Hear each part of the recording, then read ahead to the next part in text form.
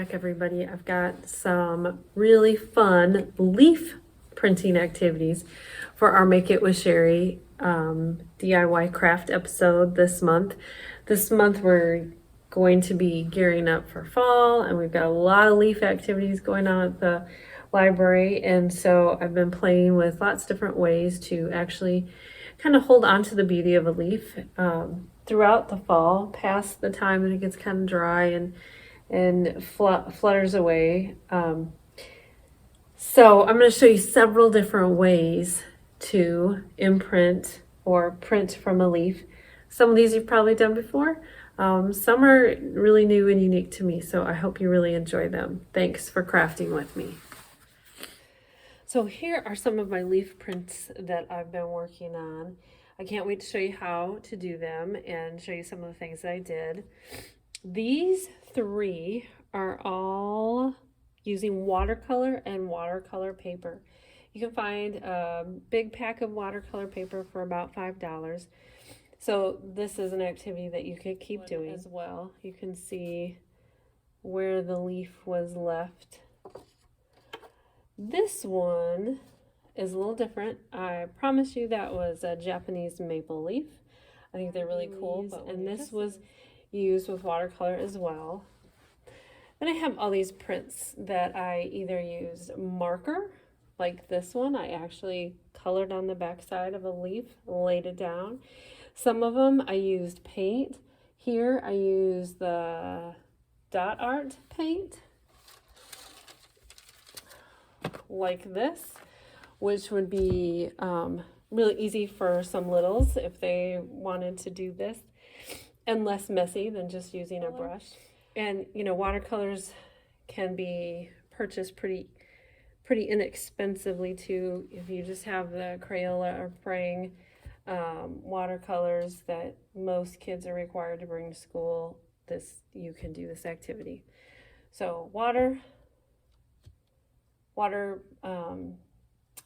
paper, some watercolors, some inks or markers or dot art kits can help you too. And then of course we need some leaves. So you can go on a nice nature hunt and find some things you like. Okay, to get started with this type of printing project, the first thing you have to do is just really saturate your space with water. And so I've got it's kind of a thicker brush, and I'm just really going to try to get this as wet as I can, which is a little hard to do when you can't, there's no pigment to kind of see where I've been, but we really want it wet. This kind of reminds me of some of the projects we've done all summer, because we did really an exploration of color. And once we get this wet, we're going to put the watercolor on it, and you're going to see really a fantastic color display, because the colors will just really run. But we want this to be pretty wet. So I think I've done it. Now I'm going to start dropping in some color. Oh, that's nice. You see that really spreads, and I just want that to kind of spread around. We kind of just add some of those really fall colors.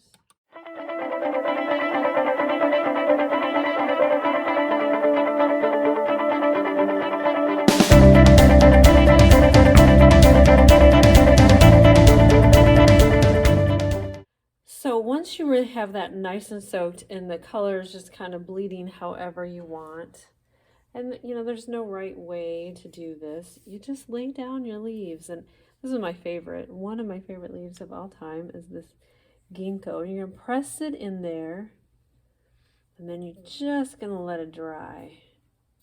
And this is going to sit for a while. This might sit overnight. This might sit throughout the day. This came off of a really tall marigold. So I'm going to lay that in there. Lots of leaves. I like their little spikiness. This came off of a maple tree. This is a piece of ivy. They're really similarly shaped. Let's put the maple right in the center there. And then, just for fun, I have one of these whirligigs. I don't know what they're really called, but they fall down. I don't know if it's gonna be enough, if it'll have enough contact to really leave a print. But now we are just gonna let this sit and dry. Our next project is another leaf and watercolor project. With this one, I am going to tape the leaves down, and masking tape works very well. You just want them to stay in place while you're painting. I believe that came off a sycamore. Put a couple pieces just so they don't move around, because we're just going to paint along the edges. And I'm not even pushing them down very hard. I don't want it to do anything to the paper afterwards. I just want them to not move. So this time I don't really have to make sure that the paper is really wet. I just have to paint around it. So we're gonna start, and you're just painting over the edge. And you're trying not to get under the edge, because you really want the silhouette of the leaf. And then of course we'll have to let this dry.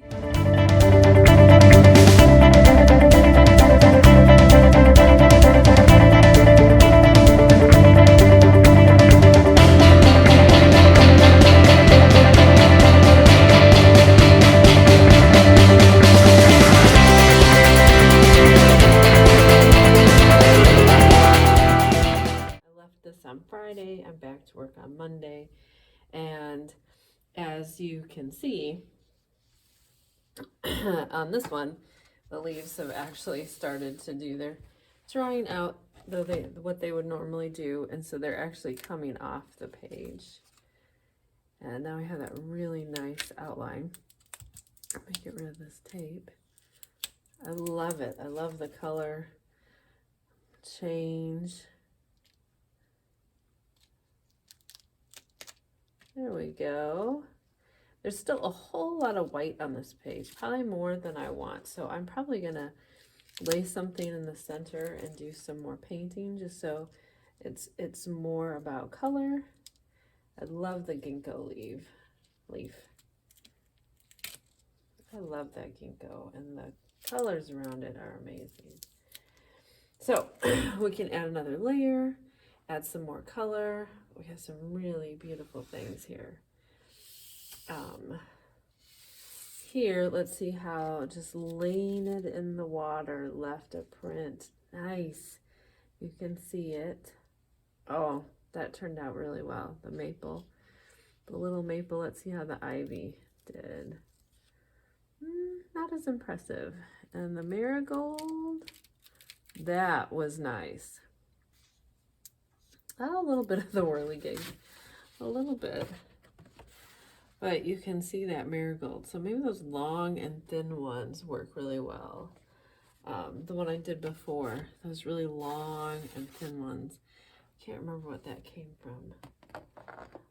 But I also had some really good success with, I think those were oak, and so here's some long and thin, but then this was a nice big leaf that worked pretty well.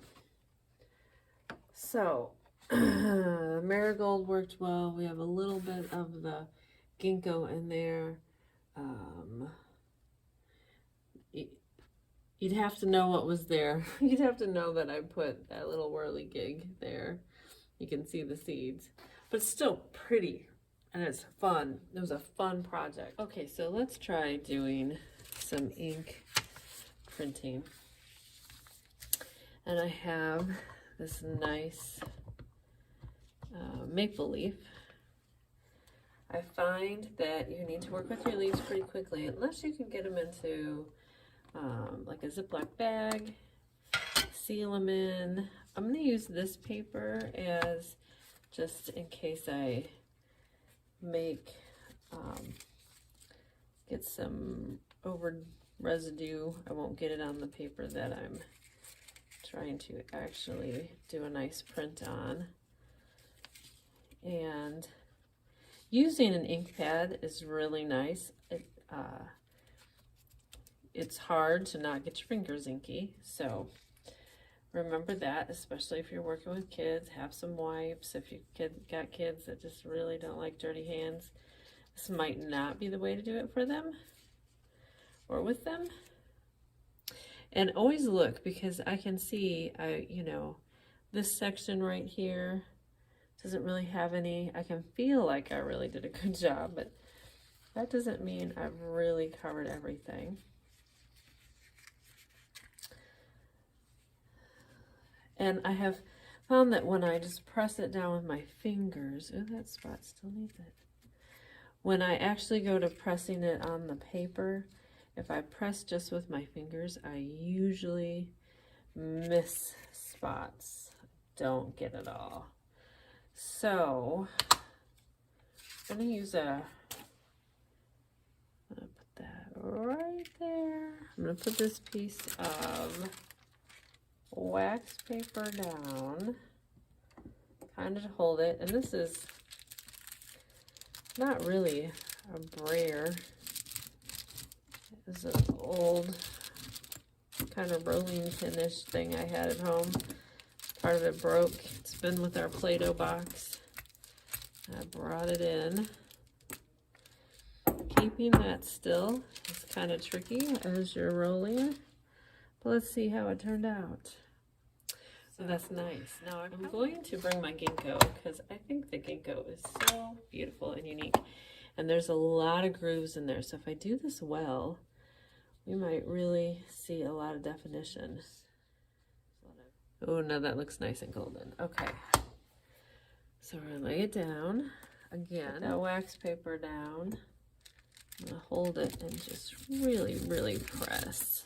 I found when I do this with my fingers, there would always be some stuff that was missed.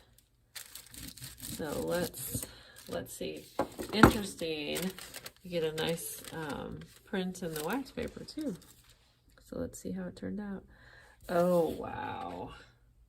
That is really stunning. Now let's see if we can do it with the silver. I think those would be really great elements to cut out and put onto some kind of card. All right. Now we're just gonna lay that one there. Guards off. I have this little silicone rolling pin. But even really a rolling pin that you use with your Play-Doh, something like that would really work. Ooh, and that is really vibrant. I love that. So we've done it with ink, we've done it with paint. One last really simple way is to just go ahead and use some markers. And these came from a sycamore. And I just have some markers. They happen to be really big markers to go with our oh, and a spider. Look at that. What wonders you find in nature. And when you bring nature in, you're bound to find some of those critters that live in nature. So if you have kids that would really, really struggle with this, just be careful what you bring in. Now I pulled these quite a few days ago, so they're a little bit crinkly. But with the, let's put this underneath, so if I go a little off, it doesn't matter. And let's see. Ooh, how fun.